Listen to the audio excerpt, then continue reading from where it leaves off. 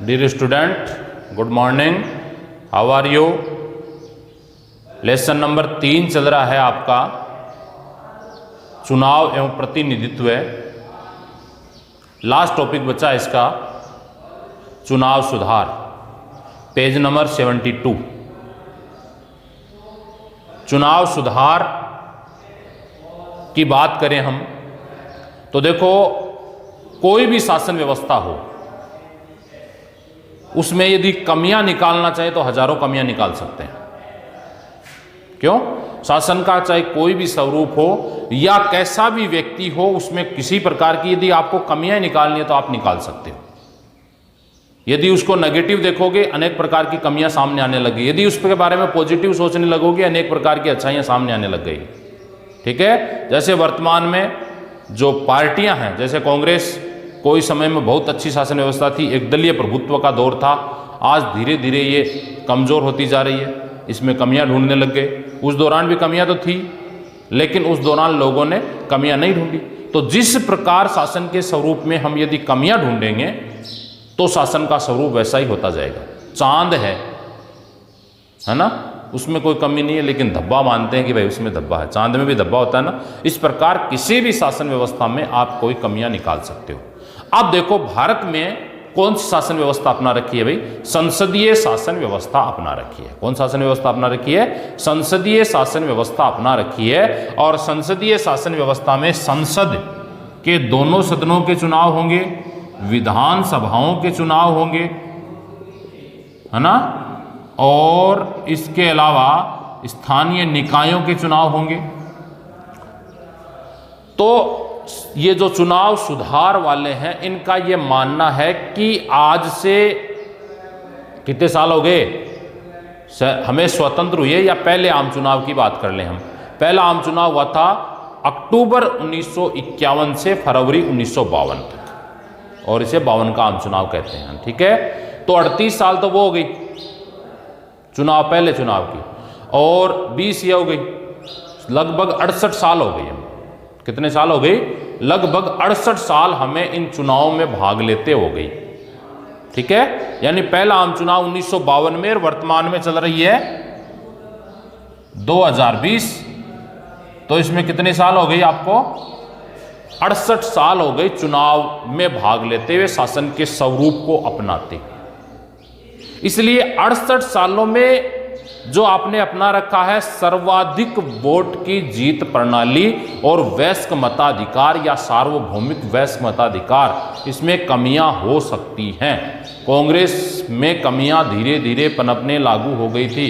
Bharatiya Janata party अब शासन कर रही है, धीरे धीरे इसमें भी कमियां होने लग जाएंगी, क्योंकि जनता जो है एक ही शासन व्यवस्था से ऊब जाती है, एक ही राजा से जनता ऊब जाती है।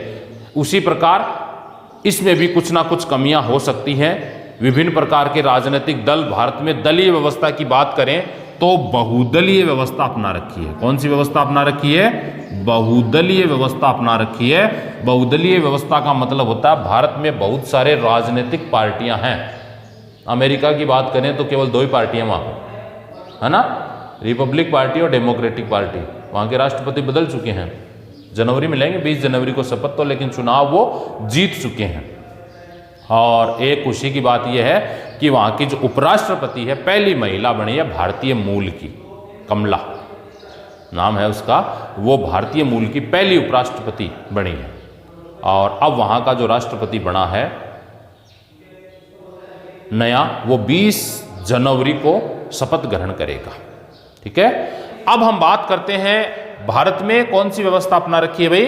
बहुदलीय व्यवस्था अपना रखी है, यानी बहुत सारे राजनीतिक दल हैं, बहुत सारी राजनीतिक पार्टियां हैं। इसलिए इन राजनीतिक पार्टियों में अनेक प्रकार की समस्याएं हो सकती हैं। इसलिए इनका यह कहना है, हमारे जो चुनाव सुधार वाले हैं या जो इसमें चुनाव में सुधार करना चाहते हैं, उनका कहना है कि किसी न किसी आधार पर हमें समय और परिस्थितियां बदल गई हैं, समय और परिस्थितियों के अनुसार चुनाव में भी सुधार होने आवश्यक है।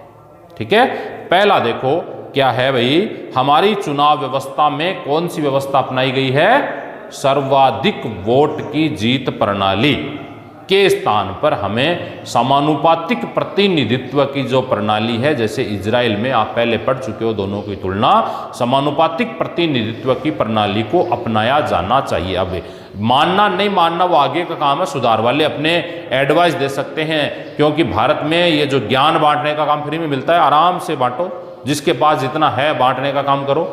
तो समाज ये चुनाव सुधार जो है, इसमें पहली बात ये कह रहे हैं कि भाई भारत में जो चुनाव की प्रक्रिया है वो अपनाई है फर्स्ट पास्ट द पोस्ट, यानी सर्वाधिक वोट की जीत प्रणाली।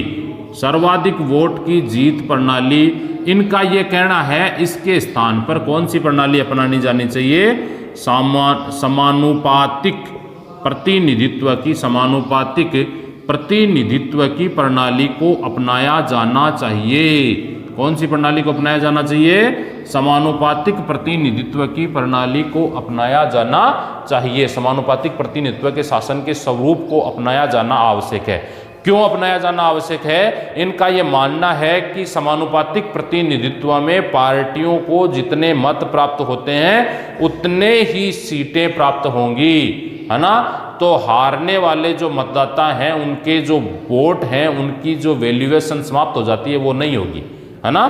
तो इसे राजनीतिक दलों में अपनी जितनी सीटें प्राप्त की है, जितने मत प्राप्त किए हैं, मतों के आधार पर उसे उतने ही सीटें प्राप्त हो जाएंगी। इसलिए जो भी चुनाव होगा उस चुनाव में सभी मतों का वैल्यूएशन बराबर होगा, और जो व्यक्ति चुनाव जीत रहा है उस व्यक्ति के जो कार्य हैं या उस व्यक्ति जो है उसको आधे से ज़्यादा, उसमें समानुपातिक प्रतिनिधित्व में आधे से ज़्यादा लोग का बहुमत प्राप्त होगा। यानी आपकी जो सर्वाधिक वोट की जीत प्रणाली है, उस जीत प्रणाली में हम ये कह सकते हैं यदि दशांश भी प्राप्त नहीं होता है, चुनाव लड़ने वाले ज़्यादा हैं और दशांश भी प्राप्त नहीं होता है, फिर भी वो चुनाव जीत जाता है और पूरी जनता का प्रतिनिधित्व करता है। ऐसा नहीं होना चाहिए। इस प्रकार इन्होंने क्या बताया है कि इसके स्थान पर समानुपातिक प्रतिनिधित्व की प्रणाली होनी चाहिए, जिसके क्या क्या लाभ बताए हैं।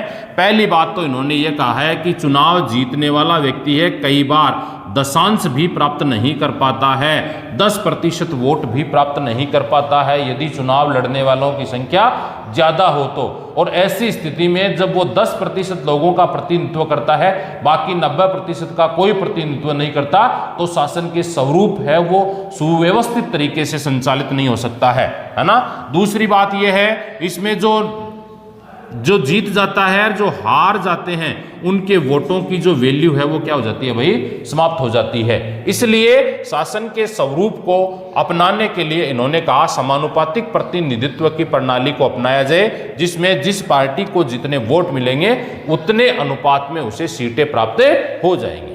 एक तो ये सुधार देते हैं।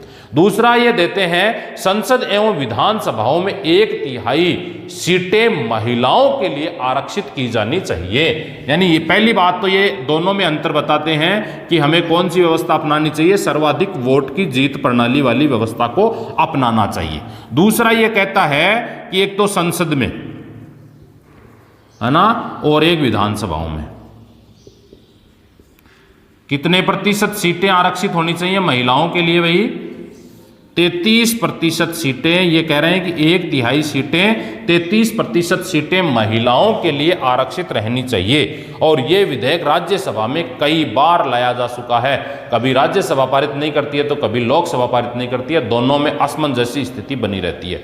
और इनका यह कहना है कि क्योंकि महिलाओं का जो प्रतिशत है वह बहुत कम है ना, 10% महिलाएं, 15% महिलाएं, 5% महिलाएं इतनी पार्टिसिपेट भी नहीं कर पाती हैं। जैसे वर्तमान में बात करें तो 50-55 महिलाएं हैं पूरे में 545 में से, तो 5% प्रतिनिधित्व भी इनका नहीं हो पाया। और महिलाओं की जो समस्याएं हैं वो केवल महिलाएं समझ सकती हैं। इसलिए इनको क्या करना चाहिए? 1/3 सीटें महिलाओं के लिए रिजर्व करनी चाहिए, आरक्षित करनी चाहिए, तभी महिलाएं वो चुनाव जीत पाएंगी। अन्यथा राजनीति में जो अपोर्चेबल हैं, जो राजनीति में बड़े पद पर हैं, वो महिलाओं को कम ही स्थान पहुंच पाता है। पुरुषों के द्वारा ही राजनीतिक व्यवस्थाएं संचालित की जाती हैं। जैसे वर्तमान में स्थानीय जो निकाय हैं, स्थानीय निकायों में ग्राम पंचायत, पंचायत समिति, जिला परिषद, इसके अलावा नगरीय जो निकाय हैं नगर पालिका, नगर परिषद, नगर निगम, छावनी बोर्ड में महिलाओं को आरक्षण दे दिया गया और आरक्षण के कारण ये बहुत सारी महिलाएं खुद शासन चला रही हैं, शासन के स्वरूप को चला रही हैं और बहुत अच्छा शासन प्रबंध कर रही है ना।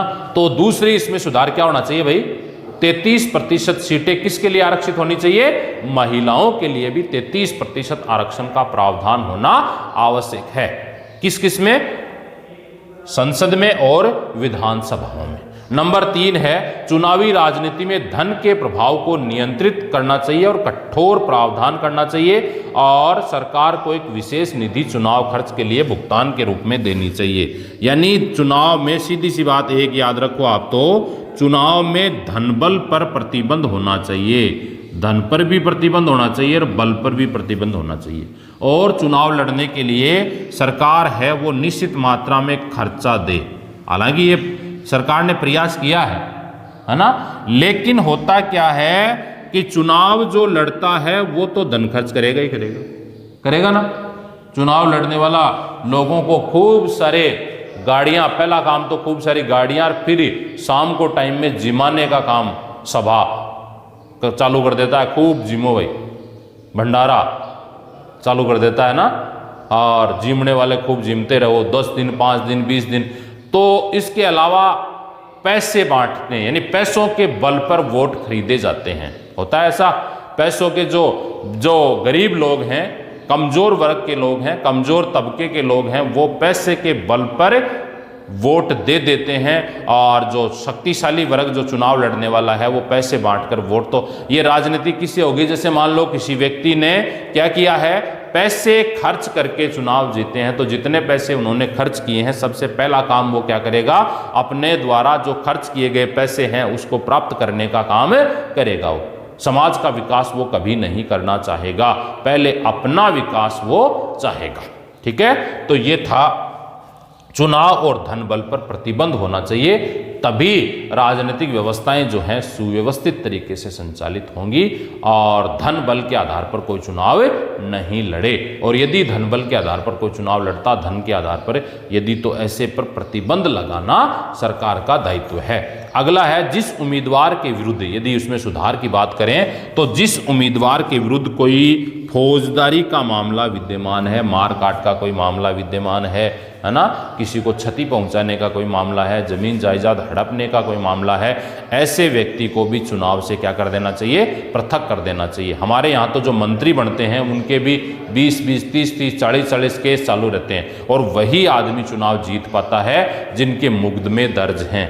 इसलिए लोकतंत्रात्मक शासन व्यवस्था में यदि उसको शासन के स्वरूप को बदलना है, शासन व्यवस्था को सुचारू रूप से सुव्यवस्थित तरीके से संचालित करना है, शासन की व्यवस्था है उसके प्रकारों में परिवर्तन लाना है, तो हमें क्या करना पड़ेगा, आपराधिक प्रवृत्ति के लोगों को राजनीति से दूर रखना पड़ेगा, नियम बनाना पड़ेगा कि जिस भी व्यक्ति के विरुद्ध किसी भी न्यायालय में कोई मुकदमा दायर है या विचाराधीन है, ऐसे व्यक्ति को चुनाव लड़ने का अधिकार नहीं होना चाहिए। तो ये जो आपस में होने वाले जो दंगे हैं, सांप्रदायिक दंगे मान लो या आपसी लड़ाई मान लो, मारकाट मान लो या अन्य प्रकार की प्रवृत्तियां मान लो, इसमें भी क्या आ जाएगी, कमी आ जाएगी। क्योंकि लोगों को इस बात का डर हो जाएगा, जैसे वर्तमान में सरकारी नौकरी प्राप्त करने में जिस भी किसी न्यायालय में किसी प्रकार का कोई मुकदमा यदि विचाराधीन है या उसको सजा मिल चुकी है, तो ऐसे व्यक्ति सरकारी नौकरी नहीं लग सकते हैं। उसी प्रकार ये तय कर दे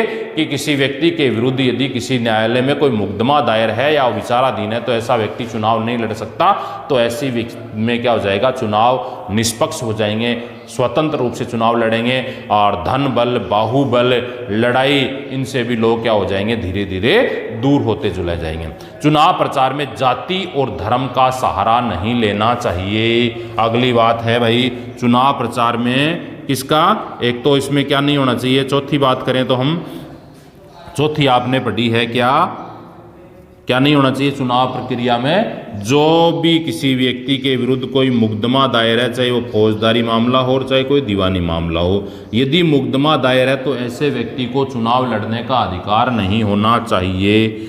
अगला है जातिवाद के आधार पर वोट नहीं मिलने चाहिए। जो भी टिकट वितरण करें वो इस समीकरण को विशेष ध्यान में रखते हैं, जातिवाद को, है ना। इसके अलावा धर्म के आधार पर हमें बांटना नहीं चाहिए। जैसे वर्तमान में भारतीय जनता पार्टी हमें किस आधार पर बांटने का काम करती है भाई, धर्म के आधार पर, और कांग्रेस को मुस्लिम पार्टी का, यानी विशेष करके जो मीडिया वगैरह है ना, इस मीडिया ने भी प्रचार प्रसार का जो माध्यम है, वो तरीका है, वो गलत अपनाया है। तो जाति के आधार पर, धर्म के आधार पर भी किसी प्रकार की वोट की कोई अपील नहीं करनी चाहिए। राजनीतिक दलों की कार्य प्रणाली को भी नियंत्रित करना चाहिए। राजनीतिक दल चुनाव प्रचार करते समय जाति का, भाषा का, धर्म का, या ये क्या क्या काम करेंगे, इनके पास इनकम ऑफ सोर्स पैसे कहाँ से आएंगे, इन पैसों का वो पूरा का पूरा रिकॉर्ड, है ना, और सीए से उसकी रिपोर्ट करवा कर, है ना, और ये बराबर टैक्स वगैरह यदि दें तो राजनीतिक पार्टियां जो हैं वो सुचारू रूप से कार्य कर सकेंगी, है ना। राजनीतिक दलों की कार्य प्रणाली को नियंत्रित करने के लिए उनकी कार्यविधि पारदर्शी तथा लोकतांत्रिक बनाने के लिए कानून होना चाहिए, ताकि मतलब राजनीतिक पार्टियां हैं वो किसी भी प्रकार से किसी भी व्यक्ति को कोई क्षति पहुंचाने का काम नहीं करें, और राजनीतिक पार्टी चुनावी राजनीति की विशेष प्रक्रिया को अपनाने का कार्य करे। ये था आपका चुनावी राजनीति, शासन के स्वरूप में चुनाव सुधार, है ना। अब हम बात करें चुनाव सुधारों की, तो यदि इस प्रक्रिया को अपनाया जाता है तो शासन का स्वरूप बदल जाता है। आपको ये होमवर्क करना है चुनाव सुधार का। चुनाव सुधार पेज नंबर 72 पे लिखा हुआ है, जिसमें नीचे एक लाइन लिखी हुई है, संवैधानिक प्रावधानों में संशोधन करके निम्न प्रकार से चुनाव सुधार कर सकते हैं।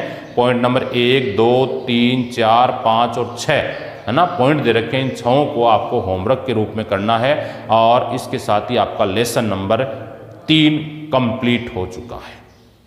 अब चौथे लेसन की बात हम कल करें।